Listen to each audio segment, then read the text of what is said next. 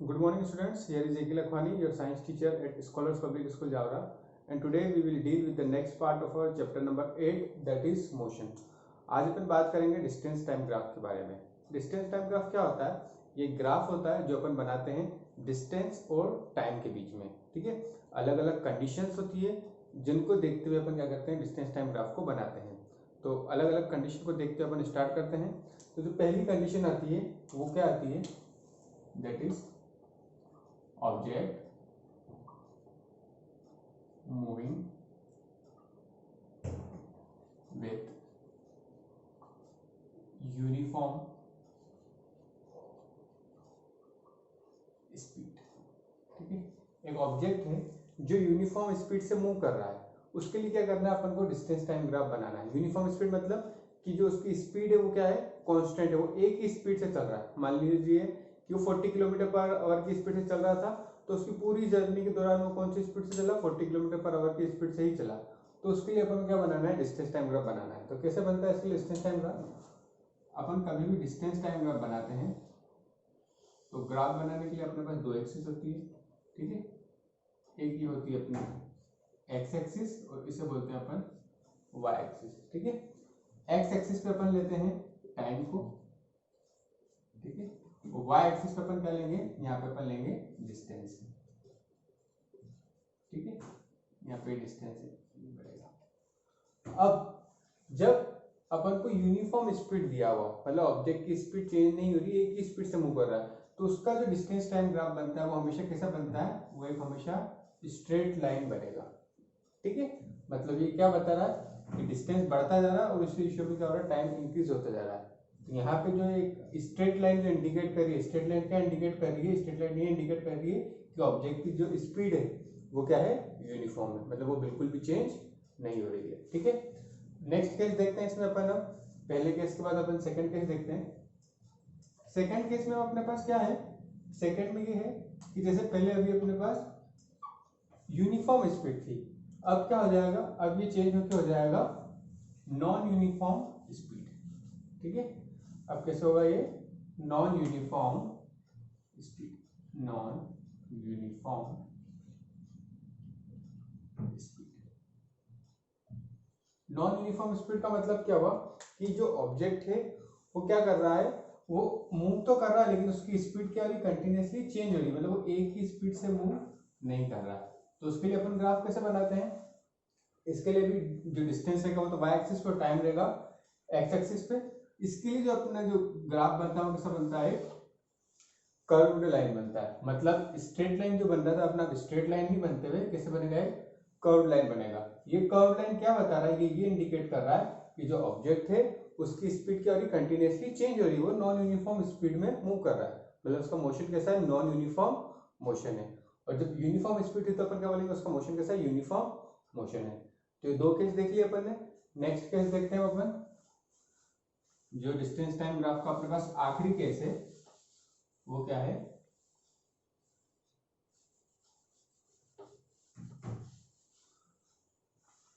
Last case है अपने पास third, that is object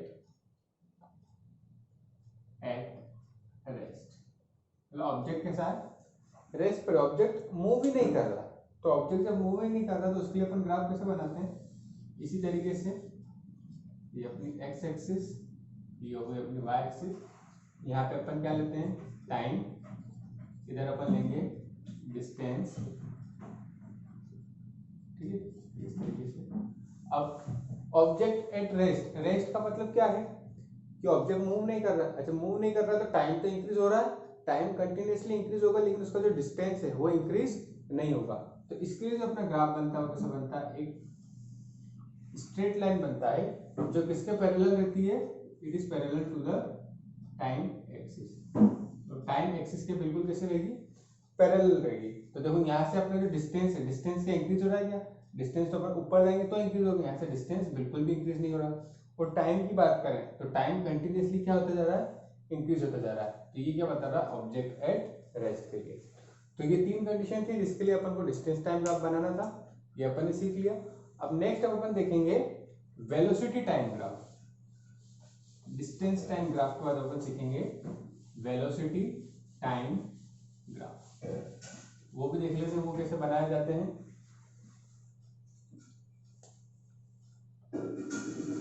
velocity time graph. अब जैसे डिस्टेंस टाइम ग्राफ बनाया था, ऐसे अपन अब क्या बनाएंगे, वेलोसिटी टाइम ग्राफ। ठीक है, तो इसमें भी अपने पास तीन कंडीशन है, तीन कंडीशन के लिए अपन ये ग्राफ बनाते हैं। तो पहली जो है वो है object at uniform motion.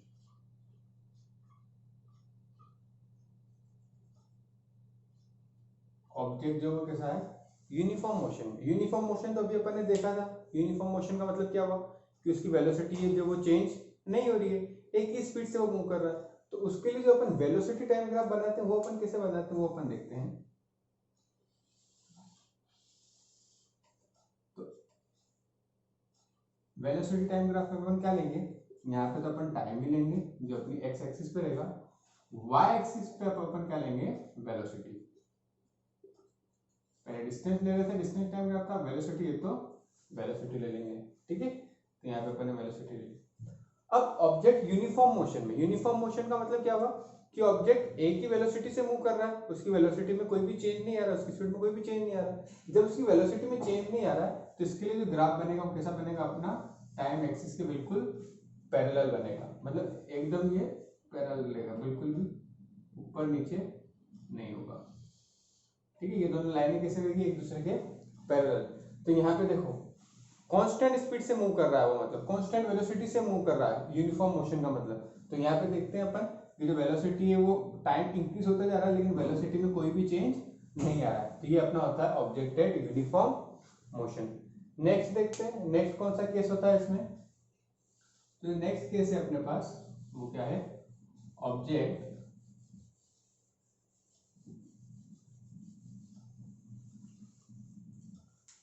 Moving with uniform acceleration। Object किससे मूव कर रहा है, यूनिफॉर्म एक्सेलरेशन से मूव कर रहा है। यूनिफॉर्म एक्सेलरेशन का मतलब क्या हुआ कि ऑब्जेक्ट की जो स्पीड या इस ऑब्जेक्ट की जो वेलोसिटी चेंज हो रही है वो यूनिफॉर्मली चेंज हो रही है। एग्जांपल के लिए समझिए कि हर सेकंड में ऑब्जेक्ट की वेलोसिटी मान लीजिए 2 मीटर पर सेकंड इंक्रीज होती जा रही है। ठीक है, तो वो अपन बोलेंगे यूनिफॉर्म एक्सेलरेशन, मतलब एक सेम रेट पे अगर उसकी वेलोसिटी चेंज हो रही है तो उसे अपन बोलते हैं यूनिफॉर्म एक्सेलरेशन। तो इसके लिए जो अपन ग्राफ बनाते हैं वेलोसिटी टाइम ग्राफ, वो अपना कैसा बनेगा, वो अगेन अपना बनेगा एक स्ट्रेट लाइन। ठीक है, क्योंकि देखिए वेलोसिटी है और टाइम है, वेलोसिटी जो इंक्रीज हो रही है टाइम के साथ वो एक सेम रेट पे इंक्रीज हो रही है, इसलिए इसका जो ग्राफ बनता है वो कैसा बनता है, स्ट्रेट लाइन बनता है। ठीक है, नेक्स्ट देखते हैं अपन इसी में, नेक्स्ट क्या आता है अपने पास, नेक्स्ट है अपने पास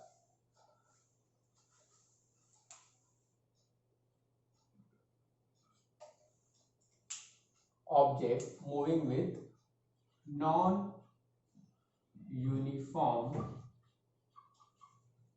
एक्सेलरेशन। उसमें एक्सेलरेशन,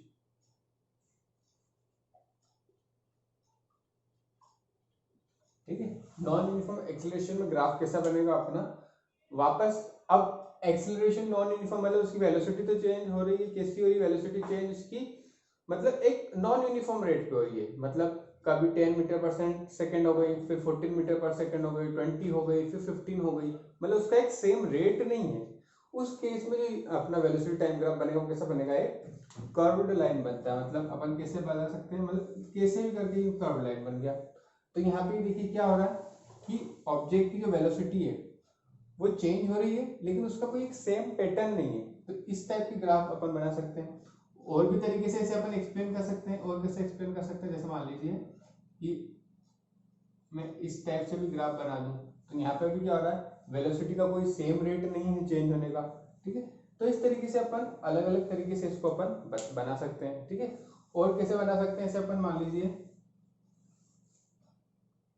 मतलब इसमें जो लाइन बनेगी वो अपनी कर्व बनेगी, जैसे यूं करके यूं मूव कर रहा है, तो उसकी वेलोसिटी तो क्या हो रही है, चेंज होती जा रही है टाइम के साथ साथ, और उसका कोई एक सेम पैटर्न भी नहीं है, ठीक है। तो ये क्या हो गया अपना नॉन यूनिफॉर्म एक्सेलरेटेड मोशन का ग्राफ हो गया। तो आज अपन ने क्या क्या सीखा, आज अपन ने डिस्टेंस टाइम ग्राफ सीखा, उसके बाद अपन ने क्या देखा, उसके बाद अपन ने देखा कि वेलोसिटी टाइम ग्राफ क्या होती है। दोनों ही ग्राफ में अपन ने 3-3 कंडीशन देखी, ठीक है। तो ग्राफ को आपको खुद भी घर पे बैठ के प्रैक्टिस करना है। आज के लेक्चर में इतना ही, थैंक यू।